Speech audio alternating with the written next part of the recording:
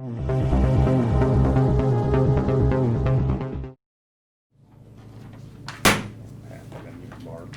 this time, I'll call the October 1st, 2020 meeting to order for the Dixon County Commission. Would you please stand and join in the flag salute?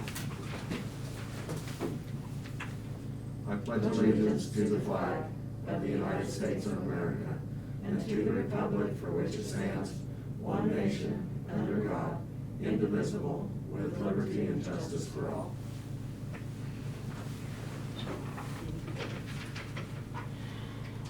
On our agenda, we have some items to add. Under reports of county officers, we're going to have a report from our county clerk, Barb Jones.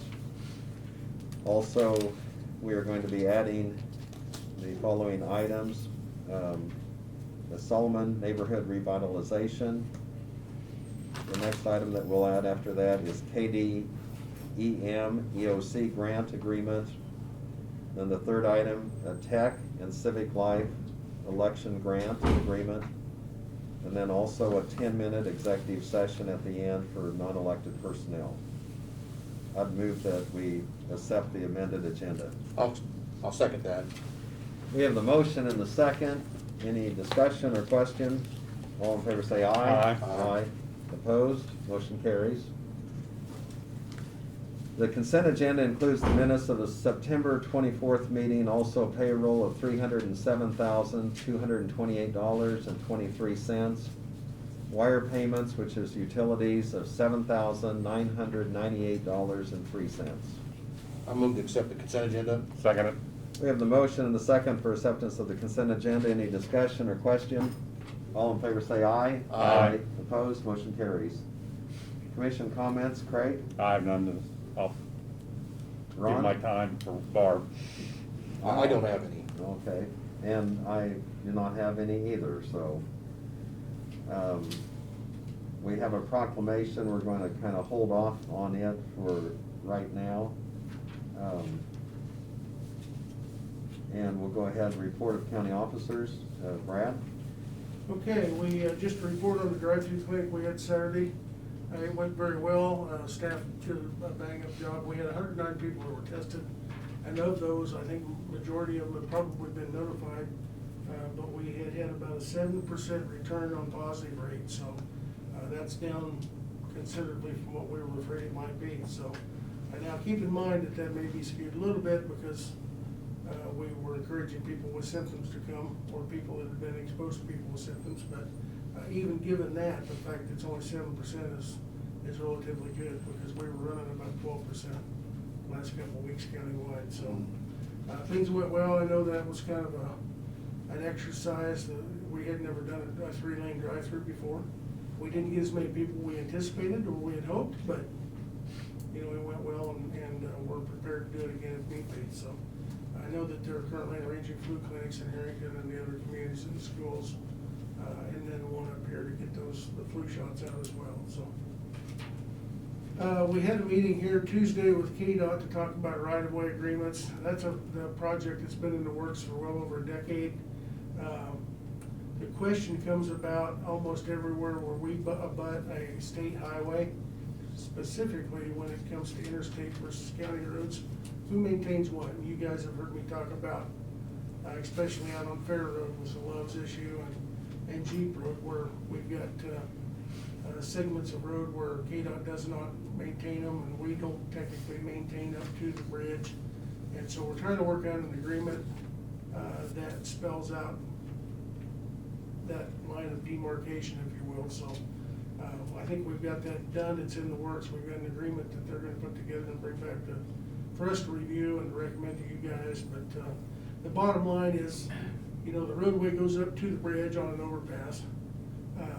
KDOT's not going to come out and pave 150 yards of road. It's just not feasible. So we might as well be taking care of that. And which is kind of what we've stepped up and done the last number of years. If you come on to the Solomon overpass, you come on to Fair Road overpass, in the last decade, you've noticed that has continued to deteriorate until we overlaid it recently, because KDOT just wasn't doing that area that is within their right of way. So they've kind of, years ago, their attitude was, we don't want you on our right of way, we'll take care of it. Well, when they decided they could get by without doing it, and it was a cost that they didn't have to pay, they said, okay, you can get on the right of way, do it. And so we were a little reluctant to jump on that, but bottom line is, if we don't do it, it's not gonna get done. And so we're working with them to spell that out, and, we'll continue with that project and report back, so. I was kinda sad to hear from Dave Jones this week. You got a letter in your packet from him of resignation. Dave is our county representative on the Flint Hills Trails Committee for Kansas Department of Wildlife Parks and Tourism. Dave has done a bang-up job in attending those meetings and reporting back to you, as you well know. He and his wife are going to be moving from the area, so he has submitted his resignation. He will attend the last meeting in November, and if we have somebody to be appointed in his replacement by then, he'd love to take him with him. So I did talk to Brandon Dross yesterday, the city manager from Harrington, and suggested that he approach the city commission. Since only 100 yards of the trailhead starts in Harrington, and there's only 100 yards of that trail in Harrington, felt like it was probably appropriate to get their input again and see if they have anybody to recommend to us that they would like to be appointed. If you remember, that's a little bit odd with Dickinson County, because statutorily, the way they've designed that is each county that trail falls in is to appoint two people, one from the county commission appointment, one from the county seat authority, the city commission of the county seat. In our county, Abilene doesn't have anything to do with it, but Abilene is the appointing authority, and so they have someone appointed, and of course Dave is our representative, so give the city of Harrington an opportunity. I know they've got a couple names that Dave suggested that ideally it'd be somebody on the city commission, and so we'll give them the opportunity to get back with us and hopefully be able to bring you some names. And I know Ron had a call about it as well, so we do have some viable candidates, it sounds like, so. Good. The grant agreements, we've been very fortunate here the last few weeks to be approved on a couple grants. One has to do with the Kansas Department of Emergency Management Emergency Operations Center grant. That is some CARES money that's filtered through the state of Kansas.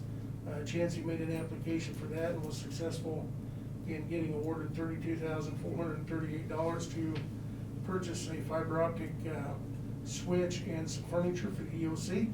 And so I've got that agreement for you when you get to the action items to sign.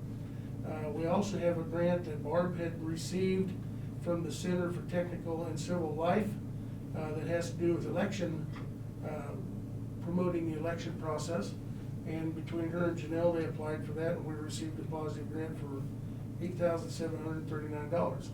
And that will go along with some other Sparks money we have to pay for a portable digital sign that we can put up to put out election messages and things like that. So we're hoping to get that ordered and get it in prior to election time. So and then you have the staffing reports from Diane. We've got a couple separations and got a couple new hires, and which is lower than normal, but I think we're doing well there on staffing. So that's all I've got. Okay, thank you. Doug? As you know, we have 4 attorneys that are on the court-appointed list under contract with the county. And over the course of this year, we've had some changes in that order. And we've had one opening from Jeff Evil, who was on our court-appointed list, ran for county attorney's job in Saline County, won it. And I've been covering for him and others at different times.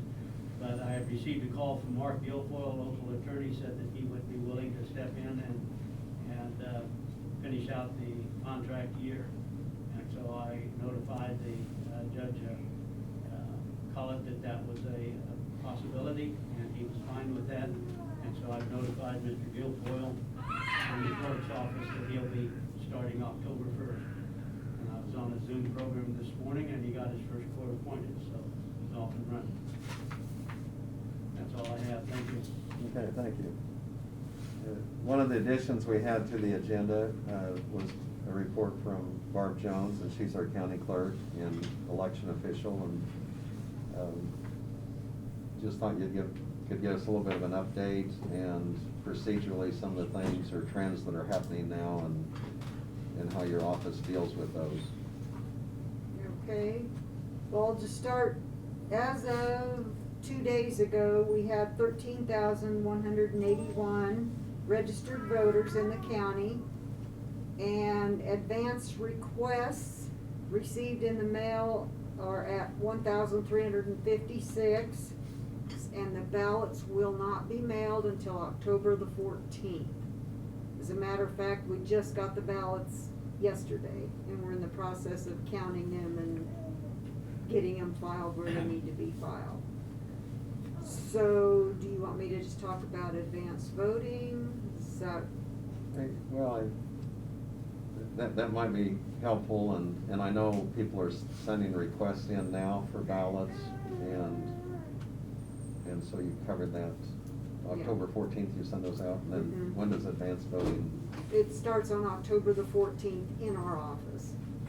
And then it's Monday through Friday, 8 to 5, and then on October 31st, Saturday, we will be here from 9 to noon for walk-in voting. Now, as far as the advanced voting by mail, we send out requests to the voters of Dickinson County, and if they want to vote by mail, they can return it, which, like I said, we've had 1,500 return it. If they don't want to vote by mail, they don't have to return it. They can go to the polls, or they can come in our office and vote when advanced voting starts. When we get the forms in our office, we compare them to your voter registration on file. We check the driver's license number because that's a required field on that form. We check against our computer, we check the signatures, and then we okay it if everything checks out. Now, if people send in 2 and 3 requests, they're not gonna get 2 or 3 ballots, they're just gonna get 1 request. Because if we get another request from a person, we go into our system, it already shows that they have been flagged to get a ballot, so you cannot get a ballot twice. You can only get 1 ballot. Some of the people have sent back forms without the driver's license.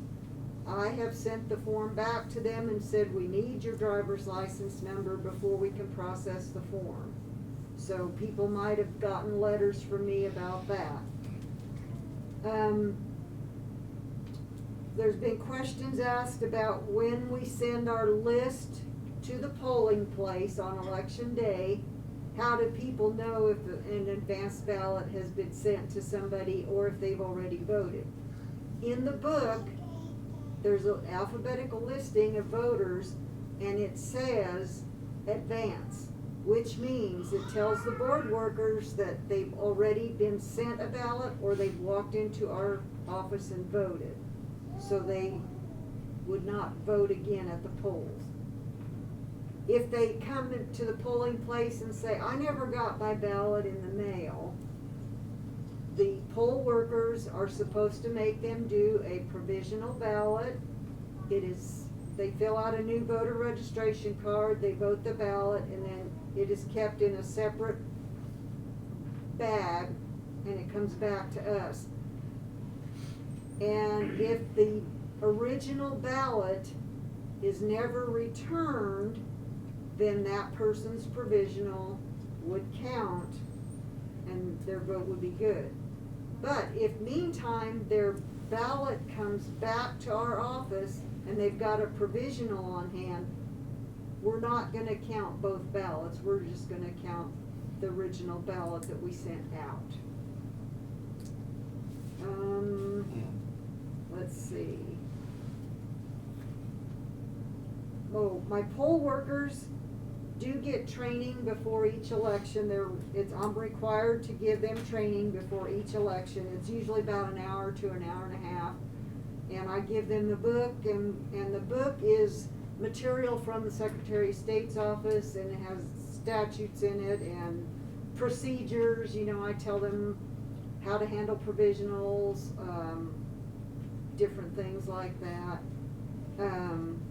The counting board people that come in on election day, they come in about 1 o'clock, And they open the ballots and separate them from the envelopes.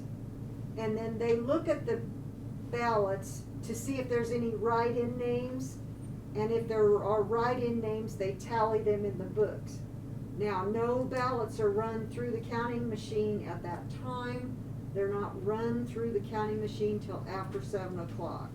They just come in and do that ahead of time, so, because when all the polling places are coming in, that the machine will kick out if there's a write-in. It counts every other race except a write-in, because it's not programmed to read that name. But it knows there's a mark there, so then the counting board workers get those ballots, so they come in early to avoid the backlog, especially this year, with all the ballots that we're gonna be sending out. So they come in and they count write-ins only. At 7 o'clock, we run the advanced ballots through, and then when the polling places bring theirs in, it's kind of the same procedure. The machine will count the ballots, I bring it in here, they tally the write-ins, and so that's how that goes. Is there any questions from the commission? I don't have any. Yes, Yes, Craig? Craig? How do we determine who's the head of the polling place? What's the difference in the positions, you know, like a Chapman or Abilene?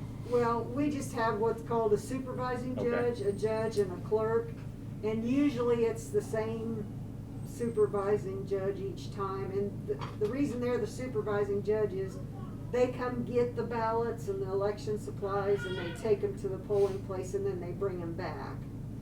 So they'll have mileage and stuff like that? They'll have Okay. mileage. The supervising judge gets mileage. The rest of everybody else gets paid for working election day and for coming to the training. And then the supervising judge gets paid the mileage for coming and getting the supplies and then bringing them back, election day. Oh, and by statute, the supervising judge is paid $2 extra. So, yes. Any special, the COVID-19, anything gonna be different than it was at the primary? Well, no, I mean, we're sending out the masks and the supplies, the cleaning supplies, hand sanitizer, gloves. They have a plexiglass petition between the board workers and the voters. And they're supposed to wipe down like the table or the booth, and we're gonna hand out pens that the people take with them.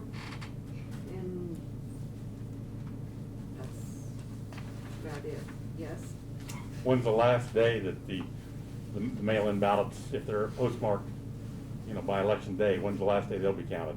Okay, if they're postmarked election day, they will be counted up until the Friday after the election, so the November the 6th, I believe it is. Yes? What's the duty of the canvassing board when we come in to canvass? What's the purpose of that? The commissioners they will come in on November 13th, and I will present the reports from election night to the commissioners. You look it over, I give you the write-in totals, and you look those over, and then we have the provisionals, and you decide as a board whether to count them or not count them. And there are statutes to follow to count or not to count, so it's not just you guys saying, oh, well, we're gonna count this and we're gonna count that, or not count this. There are statutes to follow, and my office will go through them and put the statutes on there, so you will have guidelines to follow. And then, if you decide that, you know, this pile is to be counted, we run those through the machine, we get reports, and then we add the provisional total to the election night total for the quote grand totals of the election results. Yes. How long are the ballots kept for? Oh, ballots are kept for 2 years. Okay. The statute says 22 months, but it's just easier to keep them 2 years, and that way. So like the ballots for November of this year will be disposed of in November of 2022. Thank you. You're welcome. Does anybody else have any Oh, questions? I'm sorry. I didn't know. And if there are You can call my questions, office. call Barb, yes. Okay.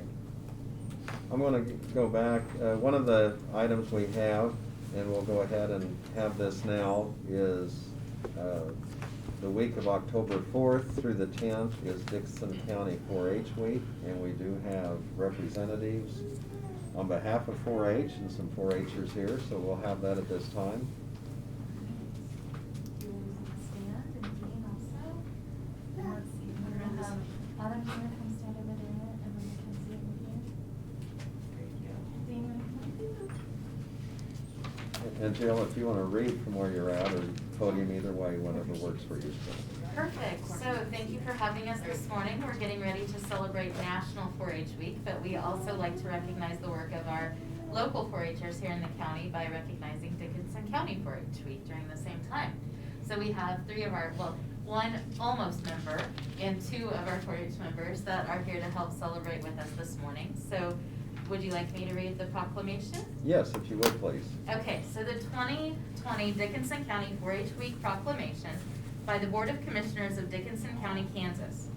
Whereas 4-H is America's largest youth development organization, supporting nearly 6 million youth across the country, and whereas 4-H has helped youth in Dickinson County become confident, independent, resilient, and compassionate leaders, and whereas 4-H is delivered by Cooperative Extension, a community of more than 100 public land-grant universities across the nation that provides experiences where young people learn by doing through hands-on projects in areas including health, science, agriculture, and civic engagement. And whereas National 4-H Week showcases the incredible ways that 4-H inspires kids to do and highlights the remarkable 4-H youth in Dickinson County who work each day to make a positive impact on those around them.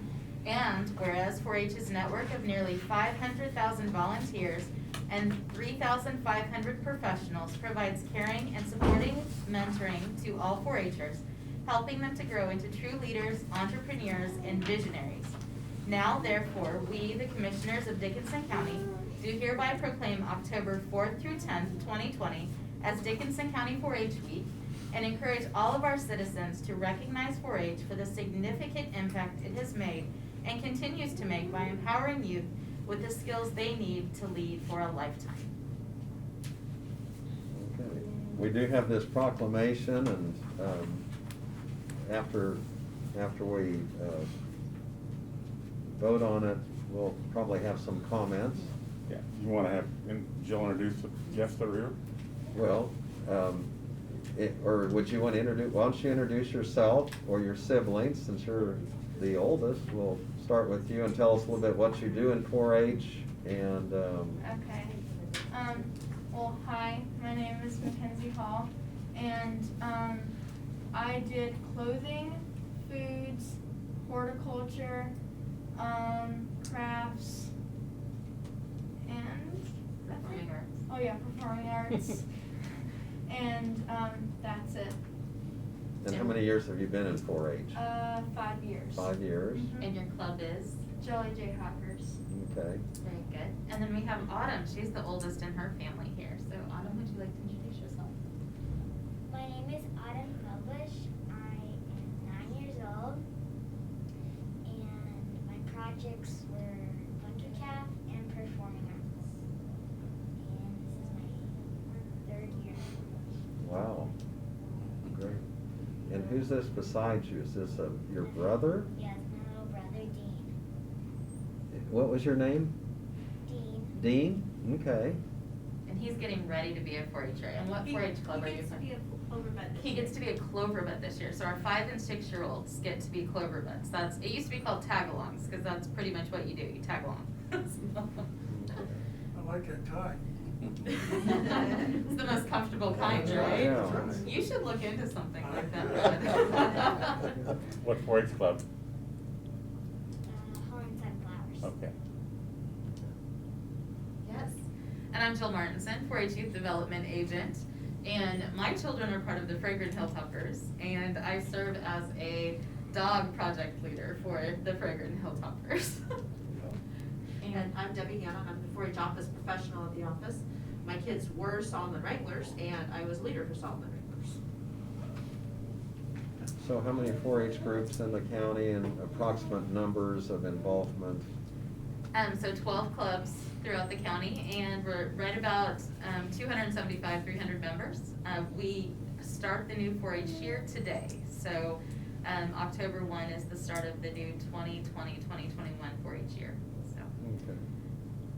Well, it's a wonderful tradition and opportunity, and you can always tell people that have been in 4-H, they have a confidence, they just have a good experiences through it. It's always interesting to watch them grow up, and then, you know, Craig, you were a 4-H'er, weren't Yeah. you? So. Prairie Hilltoppers, go Hilltoppers. Yeah, okay. And, I think we want to do a picture, so if you'd want to come ahead here. And, Okay, do you want to stand yeah, just if right you want your here in mom in the front of picture, them? she can be up here. And Jill? Yeah, maybe you want to be the photographer, one of them, so. Yeah, I can be the photographer, so I'm gonna come here, and I'm gonna, Mackenzie, can you go this way just a little bit? And then Dean, perfect. Okay, is everybody smiling? Yeah. Awesome, I have a picture, you good? Kathy needs one? You need to look at me. Oh. You need to get this way. You can stick your tongue out if you want to look. Alrighty. Right here, Kathy. Okay, thank you. Okay, well, thank you, and hope you have a great year with 4-H. And, Thank you. yes, Perfect. and Did here's you your do your motion? proclamation. Oh, Yes, we do need to go ahead and vote to officially adopt the proclamation. Is there a motion? I'll make the motion to adopt the proclamation. Second it. We have the motion and the second to adopt the 4-H proclamation for 4-H week. Any other discussion? All in favor say aye. Aye. Opposed? Motion carries. Well, thank you. Yes, thank you so much, we appreciate it. Thank you. We'll see you again next year. Sounds great. These are new faces, I think. Yeah. Yes, we're doing lots of things differently these days, so. Oh, be adaptive. I said, not everybody come, tell me if you're coming. Thank you so much. Thank you. Thank Bye, you. Jill. I'll go ahead and go over our notices and communications. We have something from the AHS Booster Club. We've also received numerous letters in regard to that of the mask and things as far as the school district. I know there's a lot of people that are concerned because, you know, the schools have not been able to operate in the same manner as before. And that's kind of ongoing, and we continue to gather information on that.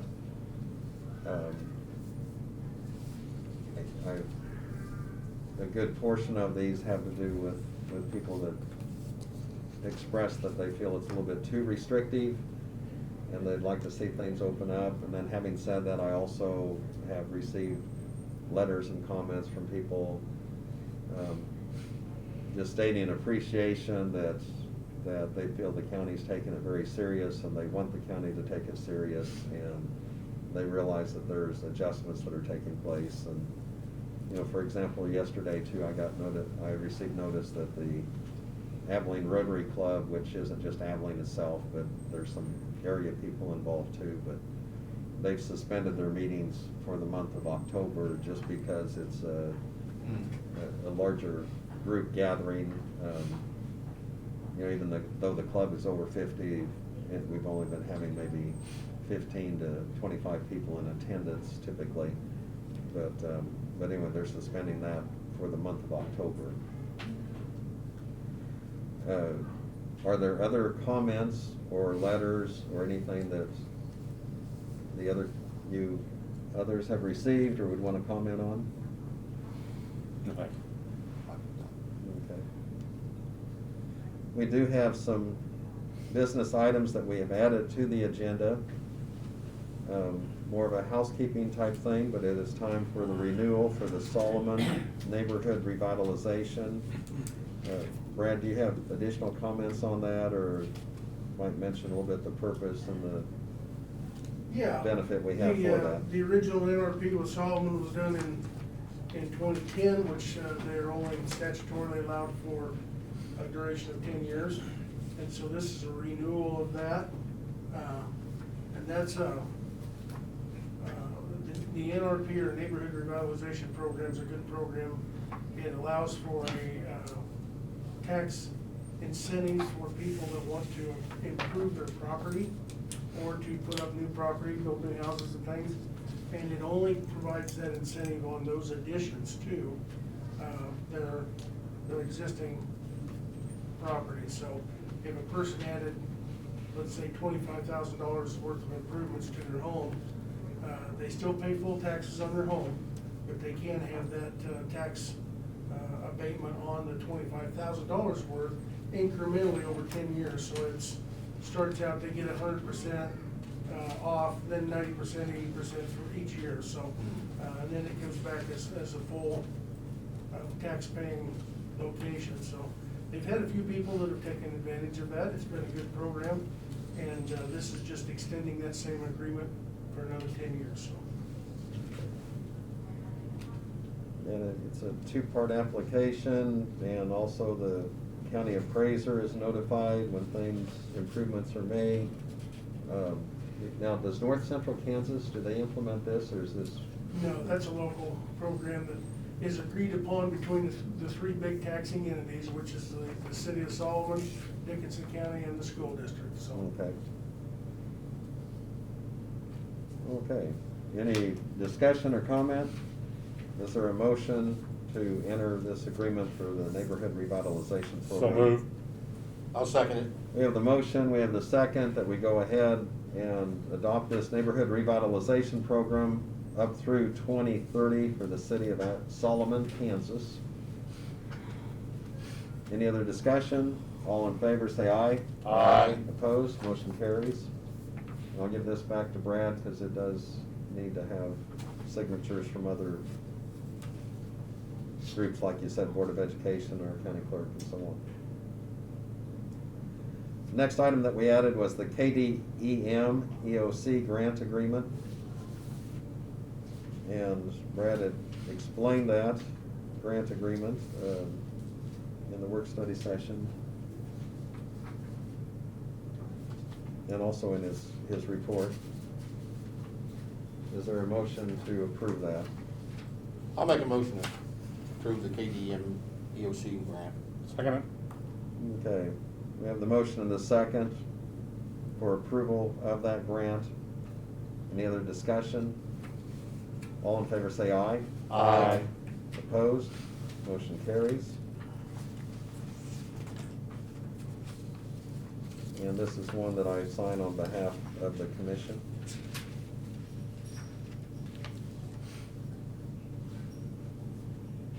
The next addition we had to the agenda was the Tech and Civic Life Election Grant Agreement.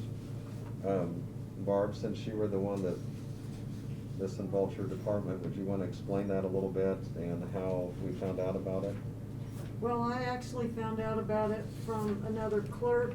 He sent it out on the listserv saying, hey, you might check into this grant. And I don't deal with grants very much, so I contacted Janelle, finance person, and she kind of took the bull by the horns, and we ended up getting, what was it, $8,000, I think? $87.39, yeah. And so it's gonna go toward a, Signboard. signboard that we can maybe put down in the south part of the county to remind people when it's time to vote, or when the deadline is to register and stuff like that, so.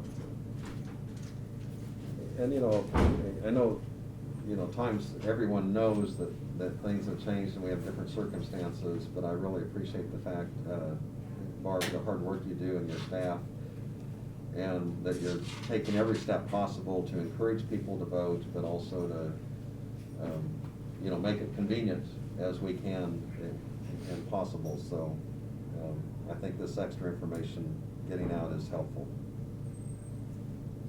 Is there a motion to go ahead and enter this grant agreement? I'll second it. We have the motion, we have the second to enter that grant agreement. Any other discussion? All in favor say aye. Aye. Opposed? Motion carries. The only other thing we have left is a 10-minute executive session for non-elected personnel. We'll go ahead and include Brad on this, and then Doug, you have time also? Sure.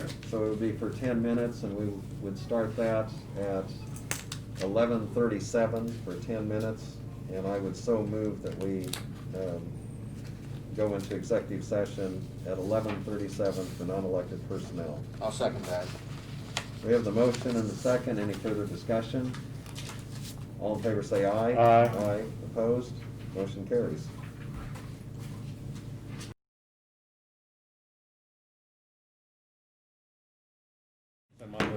No, no. We need to go to regular session to be in compliance, and I move we go to regular session and executive. I'll second that. We have the motion and second. Any other discussion? All in favor say aye. Aye. Aye. Opposed? Motion carries. You have all that, Laura? I think so. We tried not to go too fast, so. Okay. I move adjourn. We have a motion to adjourn. And I'll second that. And we have a second. Any other discussion? All in favor say aye. Aye. Opposed? Aye. Motion carries. We're adjourned. Lynn, you lost control there for a I know. while. What Well, that-